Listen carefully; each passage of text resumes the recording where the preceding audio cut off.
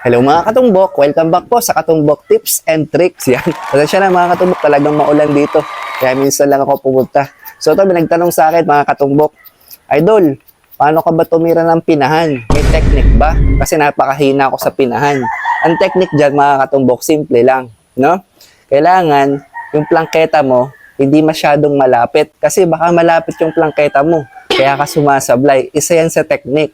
Pagka kasi malapit yung plangketa mo dito sa pamato, hindi mo talaga makikita masyado yan. Yung patama niyan. Ngayon, try mo iatras. Ilayuan mo ng konti. Yan. Diba? Ito yung malapit. Yan. Layo mo lang ng konti, mga ganyan. Huwag lang sobrang layo kasi, yan, hirap na yan. Kailangan, diba? Yan yung ganyang kalapit. Layo mo ng konti. Yan. Mga medium lang. Mas kita yung patama. Kitang-kita mo yan, mga katumbok. Isa yan technique. Testingin nyo, mga katumbok.